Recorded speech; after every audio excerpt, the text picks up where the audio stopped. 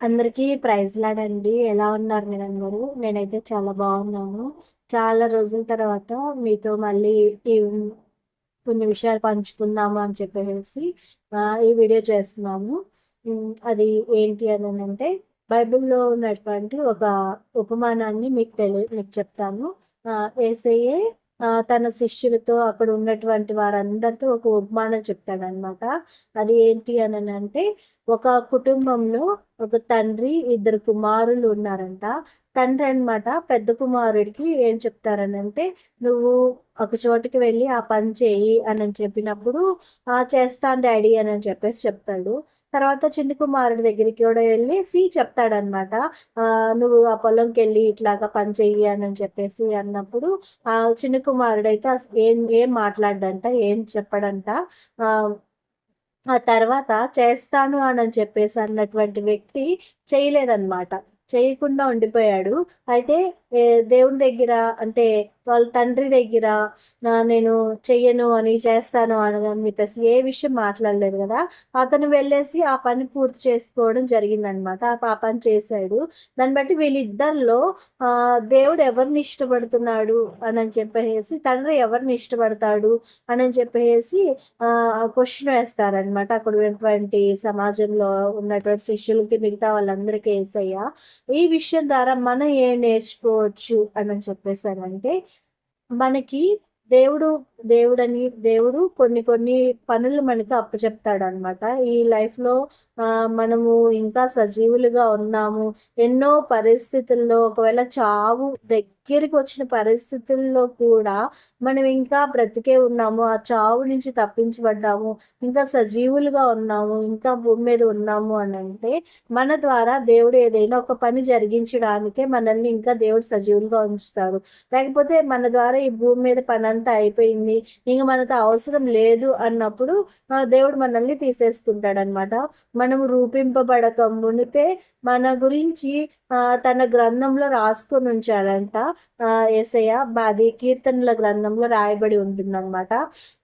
అయితే ఈ వాక్యం ద్వారా, ఈ చిన్న స్టోరీ ద్వారా మనమేమి గ్రహించగలుగుతాము అనంటే, ఎవరైనా సరే ఒక మాట చెప్పినప్పుడు ఆ పని చేయాలి. అతనేం చేశాడు? నేను చేస్తాను అన్నాడు కానీ ఆ పని చేయలేదు. ఇంకొక అతను ఏం చేశాడు? నేను చేస్తానని గాని, చేయనని గాని చెప్పేసి ఏ విషయం చెప్పలేదు. కానీ అతను చేశాడు. దేవుడు వాళ్ళిద్దరిలో ఎవరిని ఇష్టపడతాడు అనంటే, చేసిన వ్యక్తినే ఇష్టపడతాడనమాట. అంటే మనము చెప్పే వారంగా మాత్రమే ఉండకూడదు. చేసే విధంగా ఉన్నప్పుడు దేవుడు మనల్ని ఇష్టపడతాడన్నది ఈ విషయాన్ని మనం గ్రహించాలి. మనము ఫర్ ఎగ్జాంపుల్‌గా చూసినప్పుడు ఈ కాలంలో ఉన్నటువంటి ప్రస్తుతము పాస్టర్స్ కానీ, లేపోతే దైవజనులు, ఇంకా మన చుట్టూ ఉన్నటువంటి వారిని కూడా మనం గమనించినప్పుడు, వాళ్ళు ఎన్నో గొప్ప విషయాలు, ఎన్నో దేవుని మాటలు కానీ, ఎన్నో విషయాలను వాళ్ళు చెప్తూ ఉంటారు. కానీ వారి జీవితంలో వాటిని పరీక్షించినప్పుడు అవి వారు చేసేవారుగా ఉండరనమాట. కేవలం ఏం చెప్తారంటే వాళ్ళ నోటి మాటల ద్వారా చెప్పడం జరుగుతుంది. మనం ఏం చేస్తామనంటే నార్మల్‌గా ఉన్నటువంటి ఉన్న విశ్వాసులు ఏం చేస్తారు అనంటే, ఒక దైవజనుడు ఒక వాక్యం చెప్పినప్పుడు మనము గమనిస్తాం. నేనైతే ఫస్ట్ నుంచి చిన్నప్పటి నుంచి కొంచెం గమనించేదాన్ననమాట. వారు చెప్పే మాట తీరు ఎలా ఉంటుంది? వారు జీవించే జీవితం నిజంగా వాళ్ళు చెప్పిన విధంగా ఉందా? అని చెప్పేసి నేనైతే పరీక్షిస్తా ఉంటాను.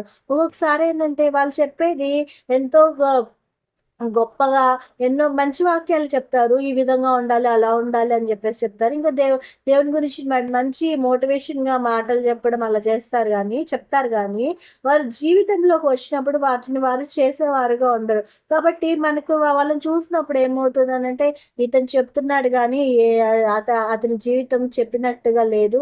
తన ప్రవర్తన అట్లా లేదు. చెప్పేదొకటి, చేసేదొకటి లాగుంది అని మనకి ఇంప్రెషన్ వచ్చేసేసి మనం గూడా ఏం చేస్తాము చేస్తాము, లైట్ తీసేసుకుంటాం. అంటే మనం ఒకవేళ అంత మంచి మాటలు వారి నోటి ద్వారా చెప్పినా కూడా వారి జీవితంలో లేకపోవడం వల్ల మనం కూడా వాళ్ళు చెప్పిందే ఎందుకు చేయాలి, వాళ్ళే జీవించట్లేదు కదా మనం ఎందుకు అని చెప్పేసి నిర్లక్ష్యం చేస్తాం అన్నమాట.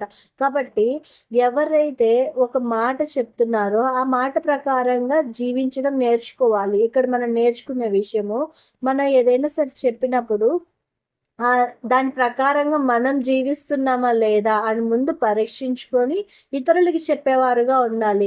మామూలుగా లోకంలో ఉన్న ఎగ్జాంపుల్ ఒకటి చెప్తాను మీకు. గాంధీ గారి దగ్గరికి తన తల్లి తన బిడ్డను తీసుకొని వస్తుంది అనమాట. ఒక తల్లి గాంధీ గారితో చెప్పింది, నా బిడ్డ ఇట్లా స్వీట్స్ తింటున్నాడు, తను తినొద్దని మీరైనా చెప్పండి వింటాడేమో అంటే, ఒక 10 days తర్వాత అమ్మ అప్పుడు చెప్తాను అని అంటాడు. అప్పుడు గాంధీ గారు సరే అని చెప్పేసి తన తల్లి 10 రోజుల తర్వాత మళ్ళీ వచ్చినప్పుడు ఆ బాబుతో చెప్తాడు, స్వీట్స్ తినొద్దు బాబు, నువ్వు తింటే హెల్త్కి మంచిది కాదు అది ఇది అని చెప్పేసి చెప్తాడు. చెప్తే ఈ ఒక్క మాటగా మేము 10 రోజులు ఆగావు అని చెప్పేసి ఆ తల్లి ప్రశ్నించినప్పుడు, ముందు నాకు అది అలవాటు ఉంది, ముందు నేను దాన్ని మానుకున్న తర్వాత అతనికి చెప్తే దానికి ప్రతిఫలం ఉంటుంది.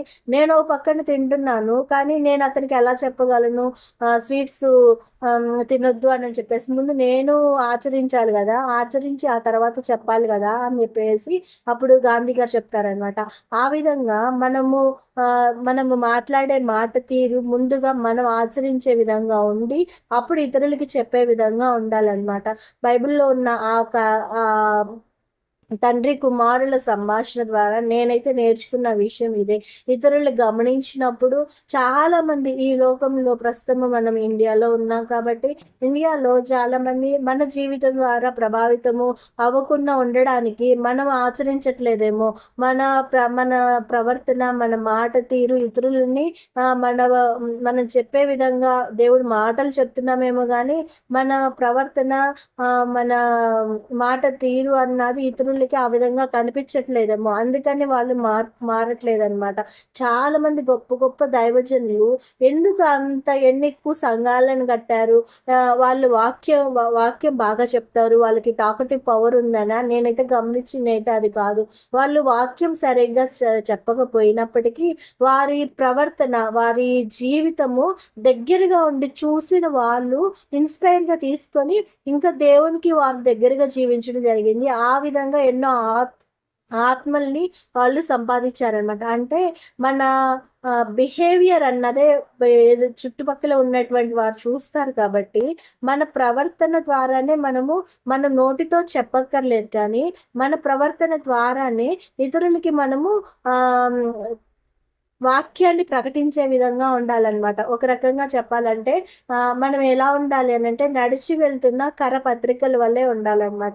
మనము నోటి ద్వారా వాక్యాన్ని మనం చెప్పక్కర్లేదు, లేకపోతే పాటల ద్వారా వాక్యాన్ని చెప్పక్కర్లేదు, కానీ మన జీవితమే వాక్యమైనప్పుడు మనల్ని ఖచ్చితంగా చుట్టుపక్కల నలుగురు గమనిస్తూ ఉంటారు. వీళ్ళు ఎలా ఉన్నారు, వీళ్ళు ఈ సందర్భంలో ఏ విధంగా ప్రవర్తిస్తున్నారు, వీళ్ళ మాట తీరు ఎలా ఉంది, వీళ్ళ ప్రవర్తన ఎలా ఉంది అన్నది ప్రతీది గమనిస్తూ ఉంటారు. ఆ గమనించినప్పుడు మనం కనుక దేవునికి మాదిరికరంగా మనం జీవిస్తే దాని ద్వారా వాళ్ళు దేవుని దగ్గరికి వచ్చేవారుగా ఉంటారు.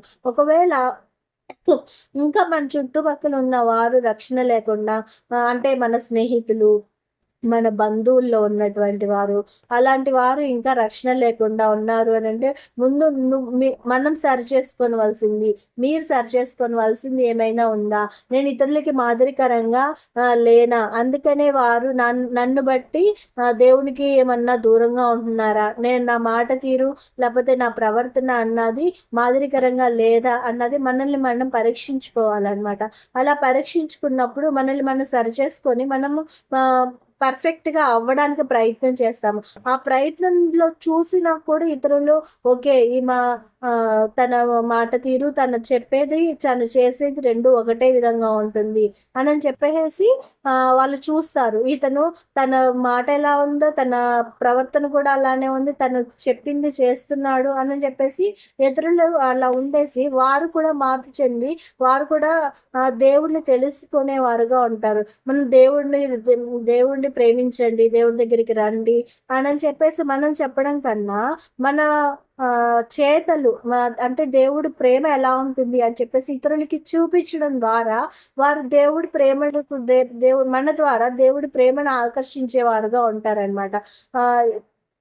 కాబట్టి మనము ఈరోజు ఈ విషయాన్ని మనం నేర్చుకుందాం. ఎలా మనము చేసిందే మనం చెప్పేదే చేయాలి, లేకపోతే మనం ఆ విషయం చెప్పడాల్సిన అవసరం లేదనమాట. అంటే ఏమంటారు, చెప్పకూడదు. ఏదైతే మనం చెప్తామో అదే చేయాలి, లేకపోతే మనం చెప్పకుండా ఉండడమే బెటర్ అనమాట. లేకపోతే మనల్ని మనం సరి చేసుకొని అప్పుడు మనం వాళ్ళకి చెప్పే విధంగా ఇతరులకి మాదిరికరంగా జీవించాలి. మన మాట తీరు, మన ప్రవర్తన, మన ప్రతిదీ ఇతరులకు మాదిరికరంగా ఉన్నప్పుడే దేవుణ్ణి ఆకర్షించగలుగుతాం. కానీ మనం ఒక సువార్త పత్రిక ఇవ్వడం ద్వారా, మనకు సువార్త చెప్పడం ద్వారా కన్నా మన బిహేవియరే చుట్టుపక్కల చూస్తున్నటువంటి వారే మన బిహేవియర్ని బట్టి రక్షణలోనికి రావాలి, రక్షణలోనికి వస్తారనమాట. నేను ఈ విషయాన్ని మీతో మీరు ఈ విషయం నేర్చుకుంటున్నారు, మీరు తెలుసుకున్నారని చెప్పేసి నేను అనుకుంటున్నాను. ఈ రోజు నుంచి మనం ఆ విధంగా ఉన్నాము. మన మాట తీరు, మన ప్రవర్తన రెండు ఒకే విధంగా ఉండాలి. మనం చెప్పింది చేయాలి. అది దేవునికి ఇష్టకరమైన రీతిగానే మన జీవితం ఉండాలి. ఆ విధంగానే మనం జీవించాలి. మనం ఇతరులని దేవునికి దగ్గరికి ఆకర్షించడానికి మన ప్రవర్తన, మన బిహేవియరే ఇతరులకి ప్రేరణగా ఉండాలన్నమాట. దేవుడి చిన్న మెసేజ్ని, ఈ చిన్న వాక్యంను దీవించి ఆశీర్వదించినాక మరొక వీడియోతో మళ్ళీ కలుద్దాం. అంతవరకు ప్రైజ్ ది లార్డ్. ఆమేన్.